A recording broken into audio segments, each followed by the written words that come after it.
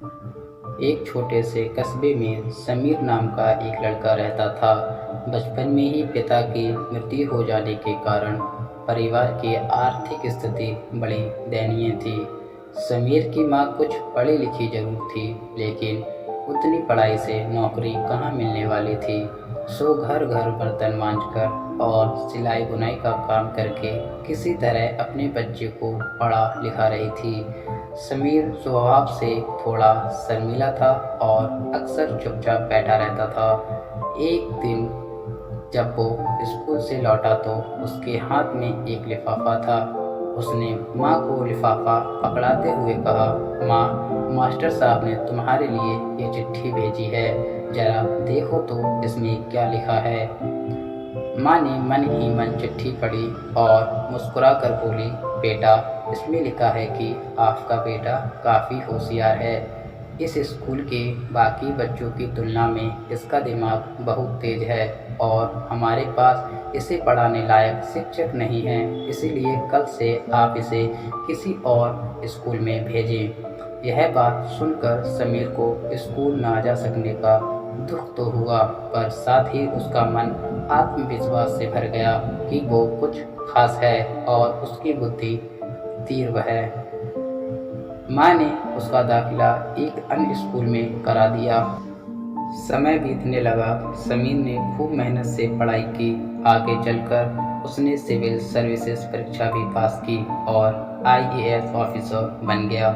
समीर की माँ अब बूढ़ी हो चुकी थी और कई दिनों से बीमार भी चल रही थी और एक दिन अचानक उनकी मृत्यु हो गई। समीर के लिए ये बहुत बड़ा आघात था। वह बिलख बिलख कर रो पड़ा। उसे समझ नहीं आ रहा था कि अब अपनी माँ के बिना वो कैसे जिएगा। रोते रोते ही उसने माँ की पुरानी अलमारी खोली और हाथ में उनकी माला, चश्मा और अन्य वस्तुएं लेकर चूमने लगा। उस अलमारी में समीर के पुराने खिलौने और बचपन के कपड़े तक संभाल कर रखे हुए थे।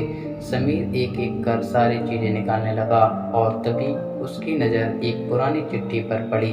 दरअसल ये वही चिट्ठी थी जो मास्टर साहब ने उसे 18 साल पहले दी थी। नम आंखों से समीर उसे पढ़ने लगा। आदरणीय अभिभावक, आपको बताते हुए हमें अफसोस हो रहा है कि आपका बेटा समीर पढ़ाई में बेहद कमज़ोर है और खेल कूद में भी भाग नहीं लेता है। यह लगता है कि उम्र के हिसाब से समीर की वृद्धि विकसित नहीं हो पाई है, अतः हम इसे अपने विद्यालय में पढ़ाने में असमर्थ हैं। आपसे निवेदन है कि समीर का दाखिला किसी मंदबुद्धि विद्यालय में कराएं अथवा खुद घर पर रखकर इसे पढ़ाएं। समीर जानता था कि भले अब उसकी माँ इस दुनिया में नहीं रही, पर वो जहाँ भी रहें उनकी ममता, उनका आशीर्वाद सदा उस पर बना रहेगा।